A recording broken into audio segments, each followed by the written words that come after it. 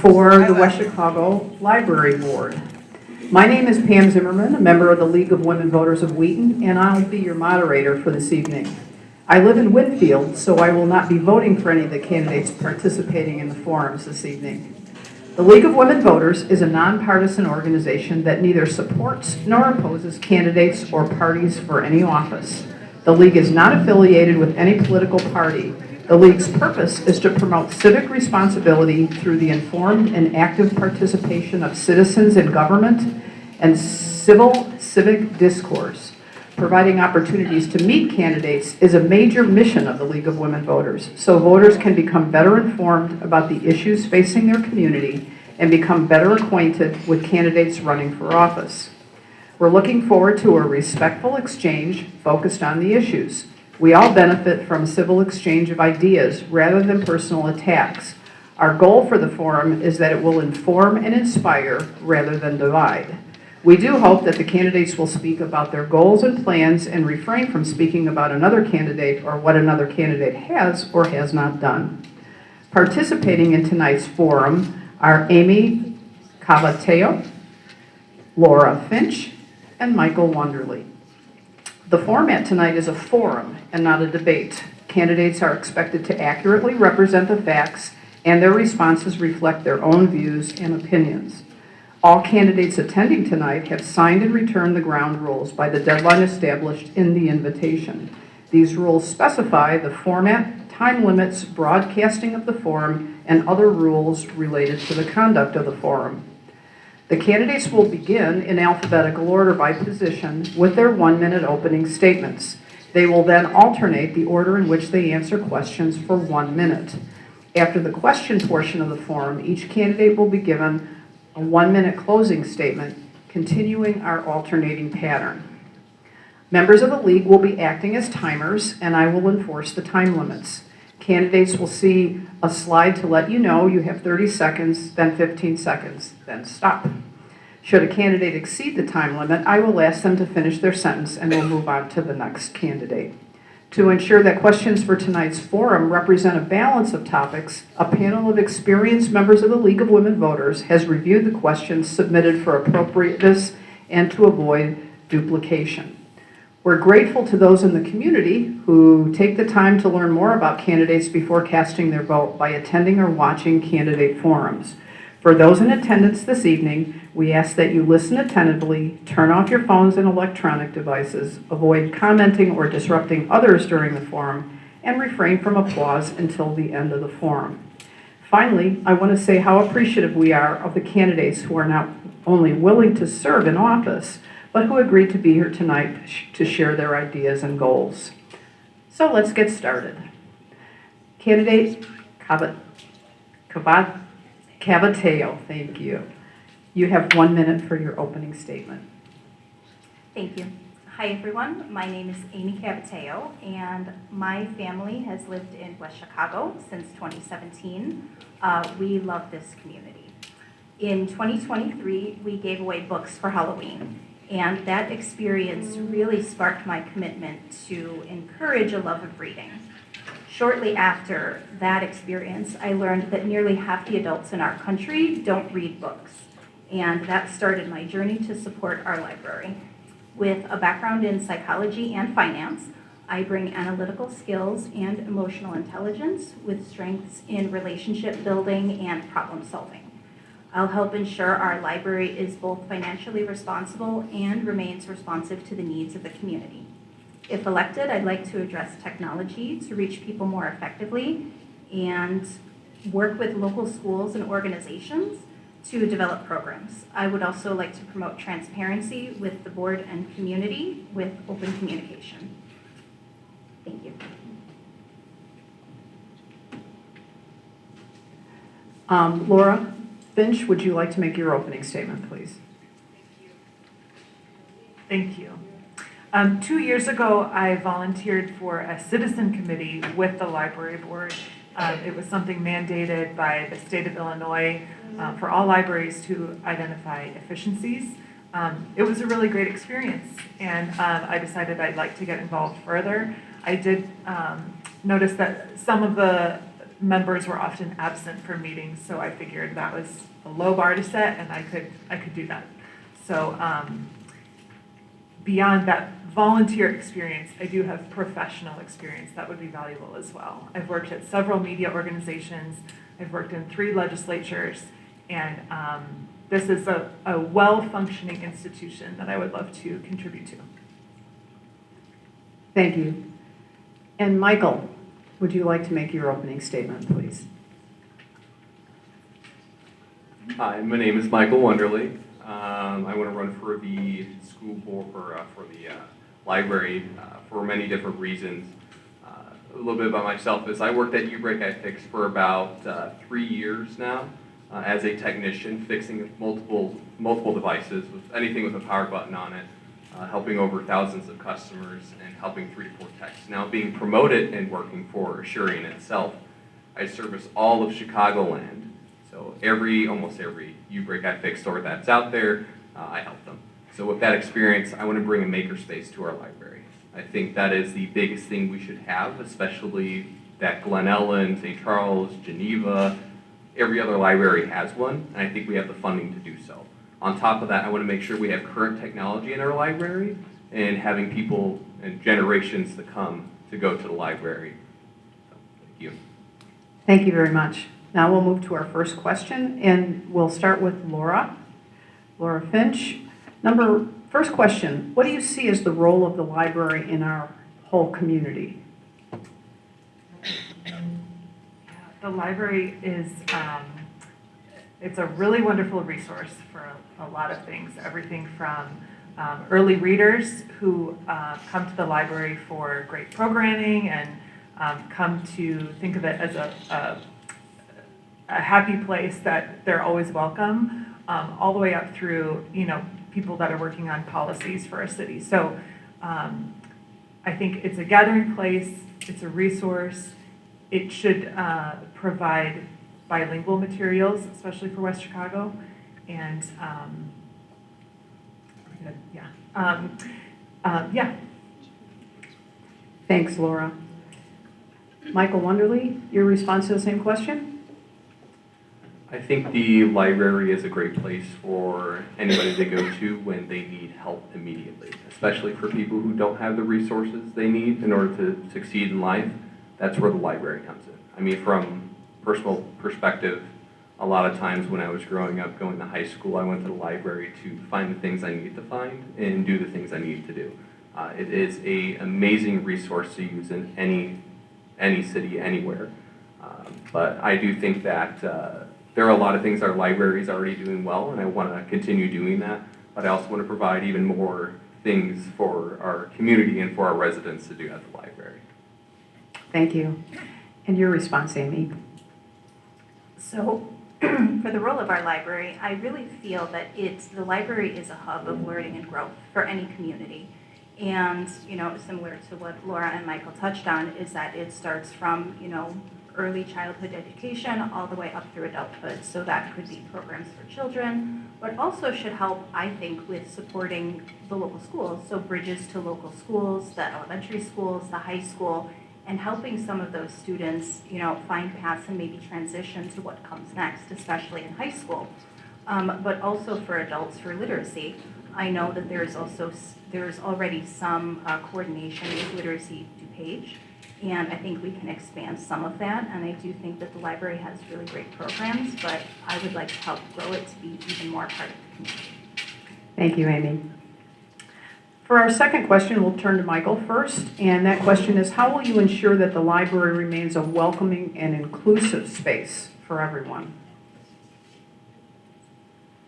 I believe the library will always be inclusive depending on what is actually in the library. So every book that we offer has every type of genre, and we always make sure we're staying, or I want us to make sure we're staying current with our technology there as well. We want to make it accessible for not just our older population, but for our youth as well.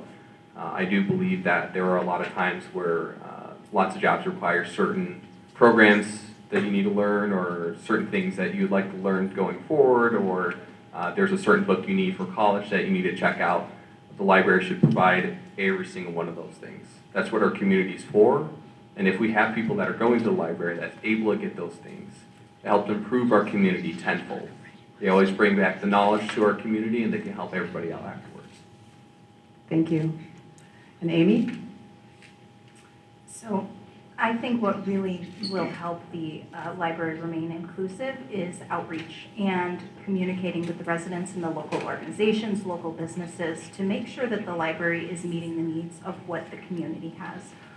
So that doesn't only include material, but also access to technology, you know, a maker space, an artist space, having access to books, and even online material and some other resources.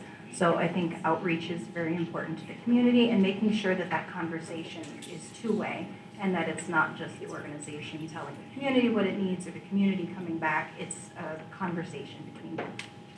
Thank you. And Laura, your response. Okay, several things. It can stay accessible with the friendliness of staff. The library staff are incredibly competent and friendly by maintaining a comfortable building. Already this year, some capital improvements have been made to make it easier to ride your bikes to the library or to get in on a wheelchair. Those all help with accessibility as well. Like we said before, making sure that everything is bilingual. So we have great Spanish sections in the library, but making everything on the website in both languages would be great as well. I think public transit would be something to think about. I've heard some city council candidates talking about that, and I think a stop at the library would be really exciting. Great, thank you very much. Moving on to our third question, and we'll start with Amy this time. How will you ensure that library finances are transparent and accountable to the public? So for library finances, this is where my background in finance comes in. So what I do for my job is I work in finance, and that means auditing, looking at financial statements, running financial checks on other companies. So I have a lot of experience in the financial aspect. So, you know, to ensure that we're using funds responsibly, I think especially now, given the current national environment where we're not sure what funds will come to the state, what funds will come to organizations, I think now is a really important time to look at what resources the library has and make sure that we're spending money appropriately and using the taxpayer dollars efficiently so that we still continue to give these services to people and that people can still use the library as they need to. And I think for transparency, that's really what the library is already doing, is making those accessible on the website, and community members can see them as they wish. Thank you. Laura, your response. Currently, you can already see the library's whole budget on the website. You can see every last page of stickers that have been bought. So for transparency, I think probably the only other thing that could be done there is to make them available in the best format. Maybe that's a spreadsheet instead of a PDF or whatever. But then, to be honest, I would probably ask questions of someone like Amy or the current treasurer of the board to kind of lean on them for their thoughts on the finances. Thank you. And Michael, your response. I actually want to take it one step further. You can print them out too. So, yeah, like everybody already said, the library already makes a very, very good job of having it on the website. They have it all the way till, I think, 2018 maybe. All the resolution and ordinances that are on there. Again, I don't really think finances is the biggest aspect of my background, but I do know that the technology portion of it and where we appropriate our funds are very acceptable. But I think we could do a little bit better when it comes to making sure we are appropriately funding the appropriate things in technology and staying current with what we have. Thank you very much.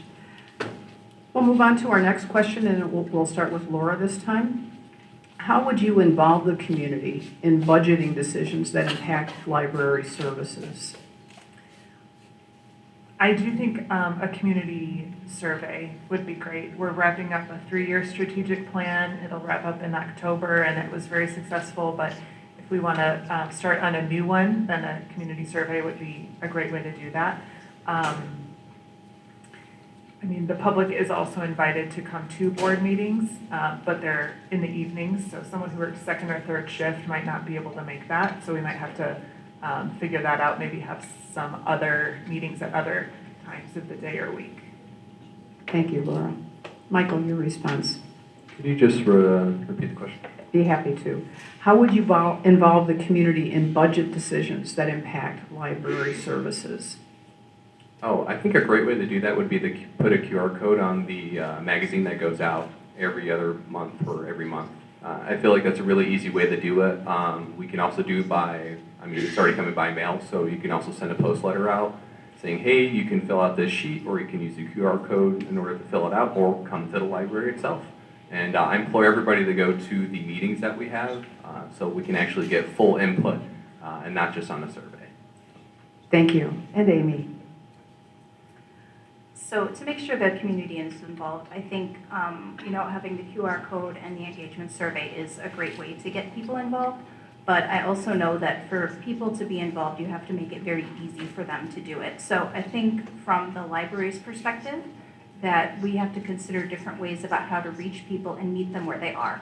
So if they aren't able to make meetings because they work second or third shift, or however we can reach them in a different way, I think it's important that the library takes the initiative to do that and get as much information as possible to make it as accessible and meeting the needs as everybody needs. Thank you. All right, moving along to our next question, and we'll start with Michael this time. How will you balance funding for traditional library services, books, physical space, with newer digital and technology-based services? Perfect, right up my alley. So I don't get me wrong, I absolutely love physical books.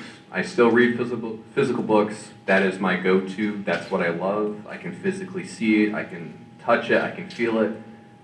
That will never go away. And I never plan for that to go away in our library. But for digital services, it is much cheaper and you can hold so much more data digitally. I feel like we should have a compendium of every single book that we possibly can in our digital library, but while also keeping the most important physical books in our library. If we can make the space for it, we definitely should strive to do that. But I think the digital way is, there would be no problem that we would be able to achieve that. Thank you. Amy, your response. So from my perspective, I think there is no denying that technology is the way that the world is going. People are learning differently, they're reading differently, they're accessing information differently. And that's something that as a community and our institutions need to embrace. So technology is really where the future will be for some of these things. As Michael mentioned, books won't go away and we will still have them in the library, but I think it is important that we dedicate more resources to technology because it could possibly be cheaper, but also might reach more people. Thank you. And Laura. Yeah, could you repeat the question? I'd be happy to. How will you balance funding for traditional library services, books, and physical space with newer digital and technology-based services? Okay, I think our libraries already faced this a little bit with COVID, right? When we couldn't get a hold of books and you would go to check something out on your Kindle and like the line is a mile long because everybody's trying to do that. We have a pretty small building. A lot of books come in on loan already, so I think the balance would probably come from examining use of our current physical items and see what's being used the most and what's not being used as much, and then making funding decisions according to that. Thank you very much. We'll move on to our next question, and we'll start with Amy this time. What is your stance on ensuring diverse perspectives are available in the library's collection?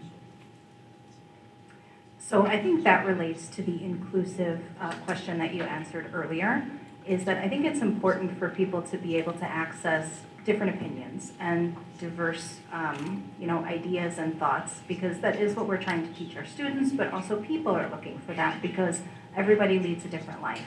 And what's one person might be their perspective obviously is different from the other. So I think that diversity is part of the inclusivity that we're looking to reach, is that we have a wide variety of material for all of the residents that they can access as they would like to.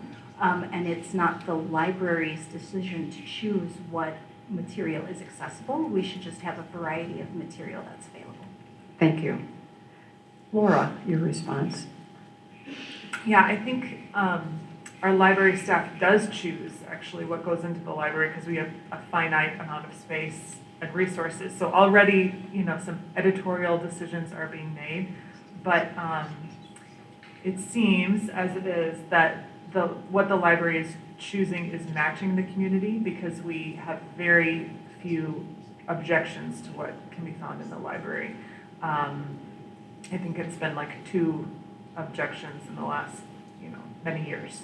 So we have a good track record, and that tells me that what the staff is choosing is matching what the community wants.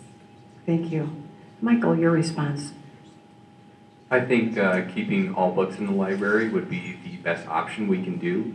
We have something that's called the Freedom of Information Act in the United States, as I think everybody knows. I think that's the best thing about our democracy is keeping every book, not unbannable, but to a point where every book in the library can be checked out by anybody.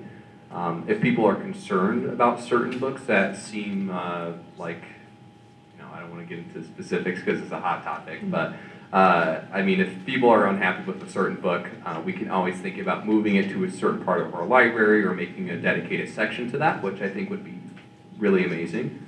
But when it comes to that, we don't plan on getting rid of those books or making any changes other than what the community actually desires. Like I said, I implore you to go to our meetings, and if you do have issues about that, we would love to discuss it with you. Well, very good. You've just moved us right into that very next question. And we'll start with Laura this time. How would you respond to community concerns about certain books or materials when they come up? Very carefully and on a case-by-case basis. But yeah, definitely we would invite the public to board meetings, which they're always welcome to. And yeah, I think if it couldn't be decided at a board meeting, I would probably continue to ask around the community. I would probably poll my friends and, people from my church or solicit other opinions on a book before voting one way or the other. Michael, you started to answer this before, so would you like to continue? Sure thing. So, like I said, go to the board meetings. Obviously, please be civil about it. We don't need to see like all the videos that we see on social media where people are yelling and things like that. But we can have a civil discussion on what we need to do with those books or how we need to do it. I do remind you that those books are still available digitally as well. So either way, like I said, I love physical copies. I don't want to gatekeep any information from anybody. Like I said, the right to information is one of the most best things about America. But like I said, we can figure something out with our community, put books in a certain section, or do something else with the books that we possibly can. But we can come to a conclusion with the community on those types of issues. Thank you. And Amy? So as Laura said, I think objections should always be treated very carefully and consider what the objection is and making sure that the objection is not just a knee-jerk reaction to social media or something that's out there, but there actually is something that is offensive or whatever it is that's in the book. So that also entails making sure that the board members know what the book is, what's in the book, maybe relying on some of the librarians to give some information about what that is, and then making a decision based on that. I think it's also important to rely on whatever standards have been put in place for other books. So, Michael mentioned the Freedom of Information Act. What other precedents are there for allowing or not allowing certain material? And I think all of that helps make the decision. Thank you very much. For our next question, we'll turn to Michael first. How could the library better serve underrepresented and underserved populations? Absolutely. So I think everybody knows here that we have a big population of Hispanics in our community, and I would say some services and some things are a little bit underserved just due to the way the city was operating before. But I mean, the library fully intends to make sure any person of any language, of any descent, would be able to come here and get exactly what they need to do and read what they need to read. I think the English and Spanish programs should be maybe revamped, possibly after COVID. They kind of went on the wayside a little bit. Get people back into that. But I think there's a lot of things we can do to get people into the library itself, especially our younger students. This is why I want to bring a makerspace. This is why I want to make sure our technology is current, because if we can do that, it helps envelop people in that space. If we can see people enveloped there, they might pick up a book. I mean, even for me, I don't speak Spanish, but I'd love to learn someday at the library. So. Thank you. Amy, your response. So to that point, I think, the library already does offer Spanish to English classes. I think it would be great if that program was expanded and they offered, people who learn English to learn Spanish, so that it goes both ways. This kind of goes back to what I was saying before about the library meeting people where they are. So if the community is underserved and they can't get to the library for whatever reason, that means holding programs at different times, being aware of when people are available, having public transportation to come to the library. I also think it's important to engage with local schools, and especially the middle schools, because if you can get the children in younger and they have a good experience and they have a good feeling about the library, that will help them. I think in the future that would make them more likely to come and engage with the services. Thank you. And Laura, your response. Yeah, I think we do have great programming and great services already, and I think it is a matter of outreach and varying the methods by which we bring things to people. Maybe that's a makerspace, maybe that's a transit option. And I especially like the middle school idea. I was talking to someone from the district and they suggested more communication between library specialists at the schools and the West Chicago Public Library, maybe some more training or field trips or whatever they feel would be best. Thank you very much. And with the time constraints that we have, this will be our last question, and we'll start with Amy this time. How can the library partner with schools, businesses, or other organizations in order to expand their services? So I love this question because I think that's exactly the partnerships that the library can build with the community that will help increase some of the engagement and the outreach.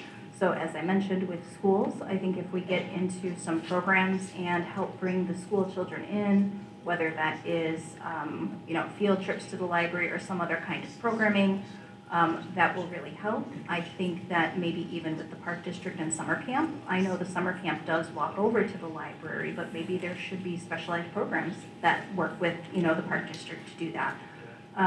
So I think there are lots of ways that we can partner with the local organizations like Gallery 200 for Arts, even local businesses, to see what kind of development needs the residents have to make sure that our residents are best prepared for what comes after high school and when they start working or even college. Thank you very much. Laura. Could you repeat the question again? Certainly. How can a library partner with schools, businesses, or other organizations to expand their services? Yeah, so we've already referred to the school partnerships. The library is also a physical anchor of our downtown space and probably one of the best maintained buildings in our downtown. I would love to see it partner with the city in maybe some festivals or different events to draw people in as they're enjoying other parts of West Chicago. Thank you, Laura. And Michael. I mean, I think if you can think of it and if you can name it, I mean, we can do it at the library. Whether it's having people from school, whether it's middle school, high school come over, or maybe college students come over to the library to help teach students or for tutoring, or to have a local business maybe have like a thing where you go there and you can buy coffee or brownies or something, the baker. I know there's the bakery downtown West Chicago, so I mean, we can help them out with that, or we can, there's so many things I can't even think about what you can do with our library. But I mean, we can have a lot of outreach for the entire community of the library and have everybody come down. I think it'd be a great thing to do. So. Thank you very much. Well, it's now time for closing statements. So each of the candidates, you'll have 1 minute for your closing statement, and we'll start with Laura. Thank you. Our library is one of our most effective institutions in West Chicago. We're all really proud of it. I think you can tell there's a lot of energy at this table and excitement for the library. That also comes with the loss of a lot of experienced board members. So I think we'll all, be eager to get up to speed. But my experience on the citizen committee and my deep roots in the community, my professional experience in politics and in news will all be assets to the library board. Thank you. And Michael, your closing statement. I do believe, like I've said already, I think our library is doing a very, very great job with our programs already, but I think the introduction of having that maker space, making sure our technology is current and making sure the generations of people in West Chicago can always use the library is the biggest thing I want to achieve. I believe, like I said, working at UREC and not knowing anything about tech really, I feel like I was in the position of many students that were here maybe in West Chicago high school. But you can learn anything you want to learn at the library, and I want to make sure that I am that person to implement those things for the community. Thank you, Michael. And Amy, your closing statement. So I agree with my fellow candidates that the library is a really great institution for our community already. And I think it's great that we cover a variety actually of backgrounds for the different experience that would help the board. So with my background specifically, I am able to make some of those thoughtful, data-driven decisions while also fostering relationships that are built on empathy and understanding. And I think with all of our commitment to the board and to the current members that are there and what the library is already doing, we have a really great opportunity to expand and to grow and to make sure that our community's needs are met for the future. Thank you. So to our audience, please join me in thanking the candidates for participating.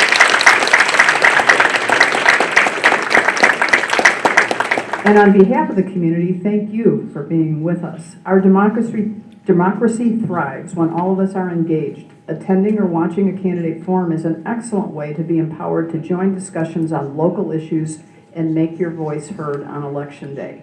We hope that each and every one of you will vote and inspire your family, friends, and neighbors to do the same. Information on how and when to vote can be found at vote411.org and the League of Women Voters of Wheaton website and social media. We hope that you will take advantage of early voting, which starts March 17th, which was yesterday, I guess. No, it's, yes. Am I right? Okay, yeah. And since Election Day, April 1st, falls during spring break, that's important to remember. Recording of this forum can be found on the League of Women Voters of Wheaton website. Good night to everyone, and to the candidates, best of luck. Thank you.